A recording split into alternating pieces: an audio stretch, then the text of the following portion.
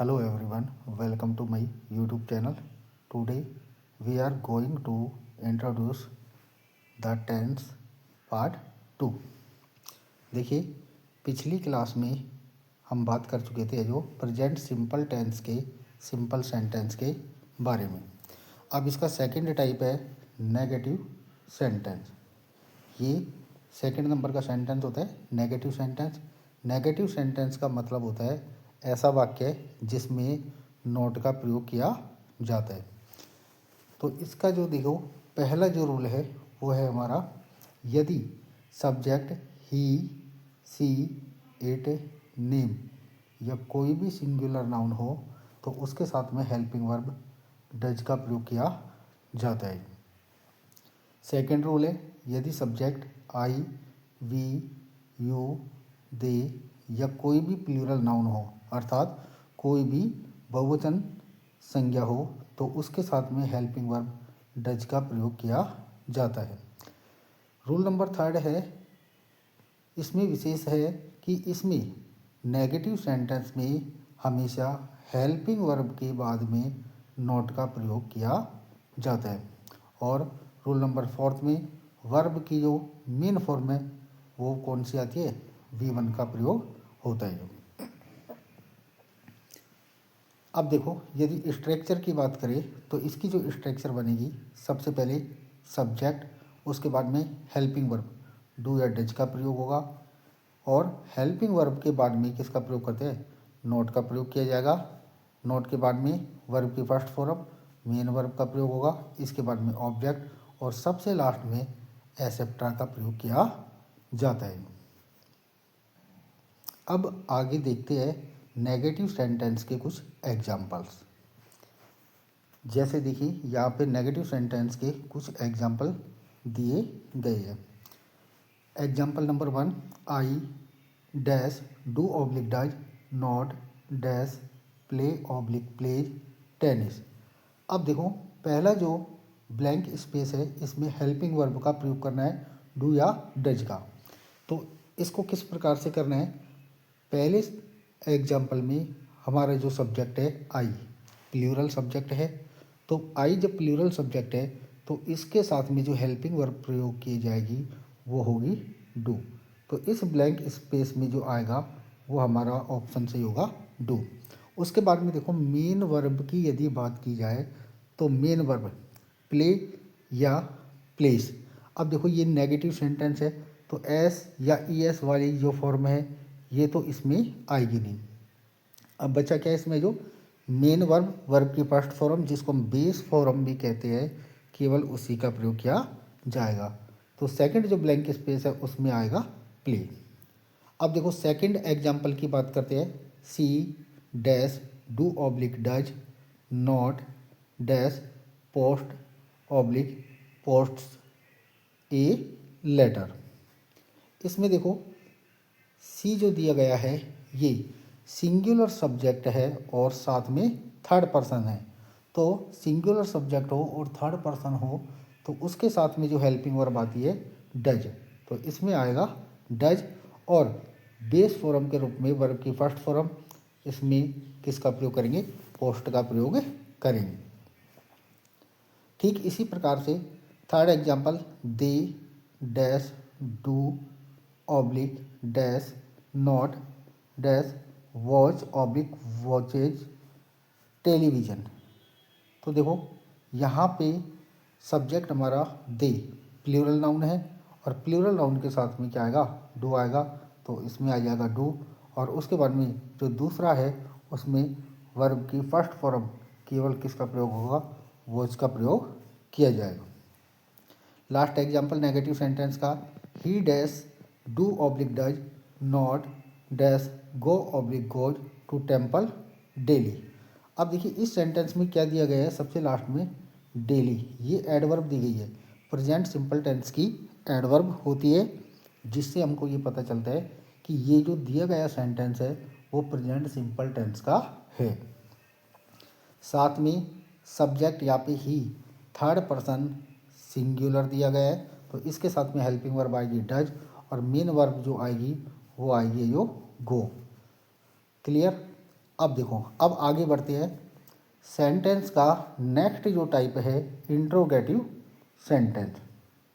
Interrogative sentence में हम क्या करते हैं कि जो हेल्पिंग वर्ब होती है उसको आगे रखते हैं, जो यानी कि सब्जेक्ट से पहले हेल्पिंग वर्ब का प्रयोग किया जाता है। तो देखो, इसके अकॉर्डिंग इंट्रोगेटिव सेंटेंस की स्ट्रक्चर क्या बनेगी। सबसे पहले हेल्पिंग वर्ब डू या डज, उसके बाद में सब्जेक्ट, सब्जेक्ट के बाद में मेन वर्ब, वर्ब की फर्स्ट फॉर्म, उसके बाद में ऑब्जेक्ट और सबसे लास्ट में ईटीसी। यदि सेंटेंस में कुछ बचा हुआ है और क्या लगा देते हैं, क्वेश्चन मार्क इसमें लगा देते हैं। जैसे एग्जाम्पल देखते हैं, जो पहला एग्जाम्पल दिया गया है, dash do oblique does you dash go oblique goes to college daily. तो देखिए, पहले सेंटेंस में यहाँ पर भी डेली दिया गया है और ये जो शब्द है क्या है, प्रेजेंट सिंपल टेंस का इंडिकेटर यानी कि एडवर्ब है जो। क्लियर। अब देखो, यहाँ पे सब्जेक्ट हमारा पहले एग्जाम्पल में यू है, तो यू के अकॉर्डिंग जब हमारा subject I we you they या कोई भी प्लूरल नाउन हो तो उसके साथ में हेल्पिंग वर्ब किसका प्रयोग किया जाएगा, डू का प्रयोग किया जाता है। तो यहाँ पे हमारा सब्जेक्ट है यू और यू सब्जेक्ट है, तो इसके साथ में जो हेल्पिंग वर्ब आएगी वो आएगी डू। मेन वर्ब की यदि बात करें तो इसमें मेन वर्ब, वर्ब की फर्स्ट फॉर्म बेस फॉर्म का प्रयोग होगा और यहाँ पे आ जाएगा गो। अब देखो, नेक्स्ट एग्जाम्पल पे चलते हैं। Dash do oblique does she dash like oblique likes coffee every morning. देखो, दूसरा जो सेंटेंस है उसमें हमारा सब्जेक्ट है सी, सिंगुलर थर्ड पर्सन है, तो इसके साथ में डज का प्रयोग होगा और मेन वर्ब की यदि बात की जाए तो इसमें लाइक आएगा। इसके बाद में नेक्स्ट एग्जाम्पल की ओर चलते हैं। Dash do oblique does they dash play oblique plays football regularly. इस एग्जाम्पल में लास्ट में रेगुलरली दिया गया है, ये प्रेजेंट सिंपल टेंस का इंडिकेटर है, उसकी एडवर्ब है और इसी के साथ में सब्जेक्ट जो है यहाँ पर दे, प्लूरल सब्जेक्ट दिया गया है जो, तो इसके साथ में जो हेल्पिंग वर्ब आएगी वो आएगी डू और मेन वर्ब की यदि बात की जाए तो मेन वर्ब आएगी प्ले। क्लियर है यहाँ तक है जो। अब देखिए, इसके बाद में थोड़ा आगे बढ़ते हैं जो, अब आगे देखते हैं सेंटेंस का अगला टाइप पढ़ते हैं। सेंटेंस का फोर्थ टाइप है इंट्रोगेटिव नेगेटिव सेंटेंस। देखो, इंट्रोगेटिव नेगेटिव सेंटेंस में नोट का प्रयोग भी होता है और सब्जेक्ट से पहले हेल्पिंग वर्ब का प्रयोग किया जाता है। तो इसकी जो स्ट्रक्चर होती है, डू ऑब्लिक डज, उसके बाद में subject not, main verb, verb की फर्स्ट फॉर्म, ऑब्जेक्ट और सबसे लास्ट में एटीसी। पहला एग्जाम्पल देखते हैं। Dash you not dash live oblique lives here. अब देखो, यहाँ पे पहले जो सेंटेंस है उसमें हमारा सब्जेक्ट है यू, तो पहला वाला जो ब्लैंक स्पेस है इसमें हेल्पिंग वर्ब डू का प्रयोग होगा जो। साथ में जो मेन वर्ब की यदि बात करें तो मेन वर्ब इसमें आएगी लिव।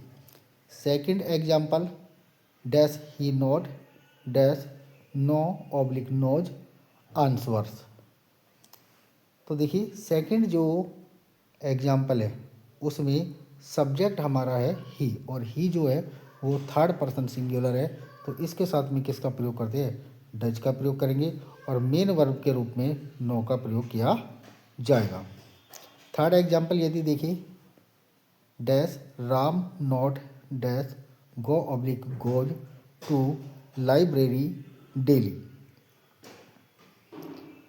देखो, थर्ड वाले सेंटेंस में दिया गया है लास्ट में डेली और ये प्रेजेंट सिंपल टेंस का इंडिकेटर है।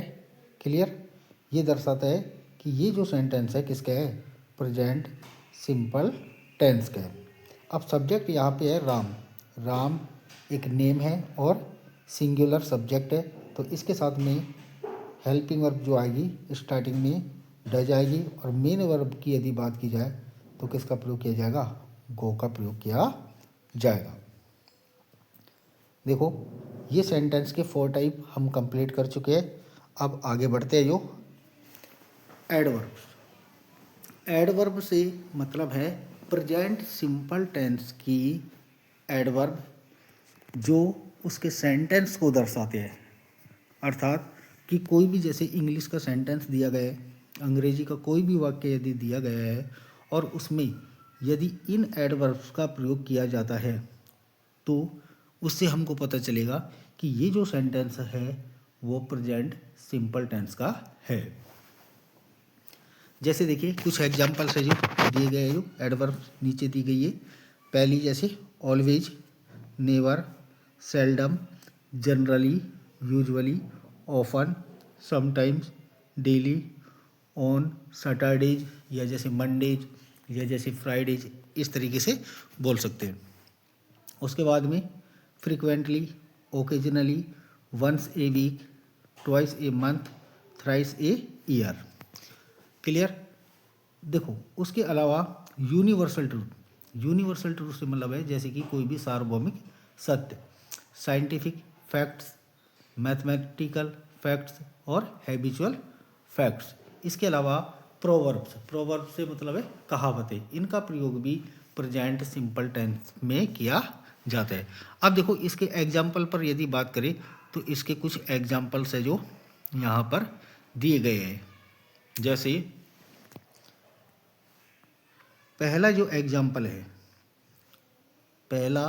एग्जाम्पल है हमारा जो इसमें देखो, ही always dash speak oblique speaks truth. अब देखिए यहाँ पर इसको फिल करना है और हमें फिल कैसे करना है। तो देखो सबसे पहले हमको इस टेंस की जो एडवर्ब है उसको देखना होगा।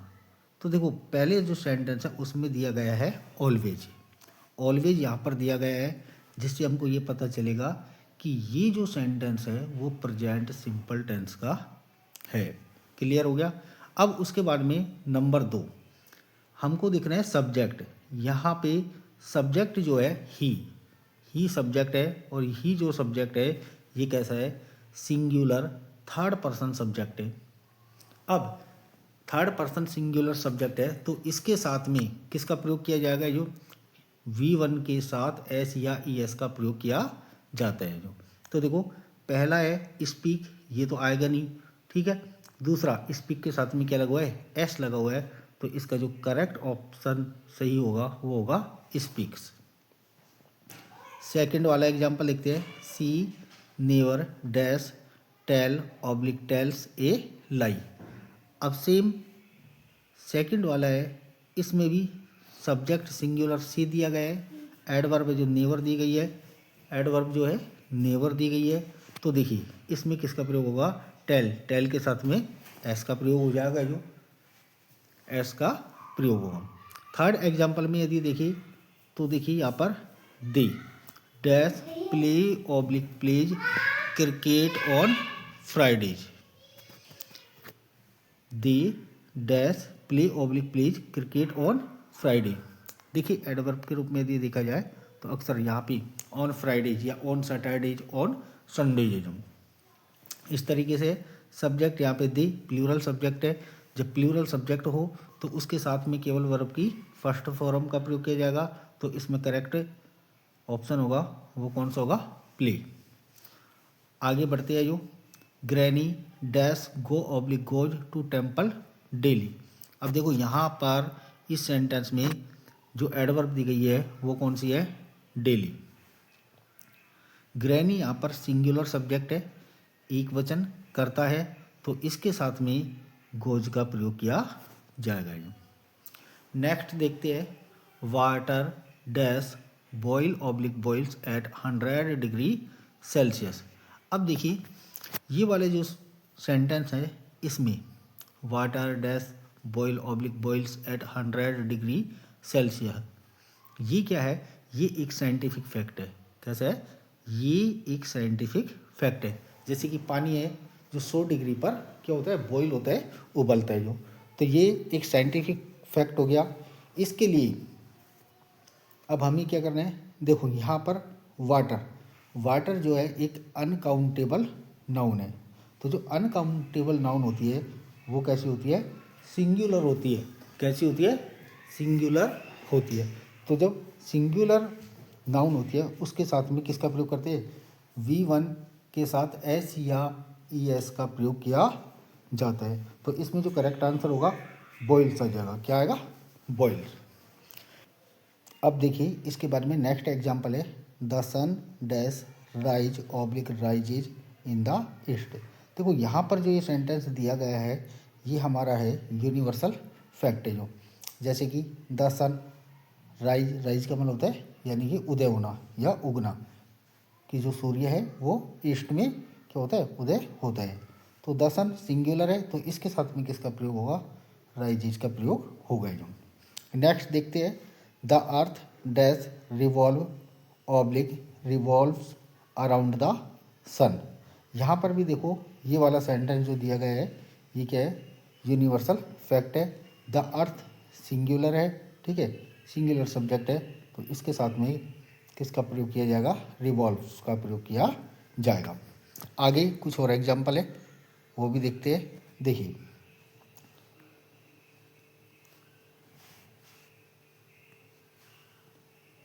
Honey dash taste oblique taste sweet.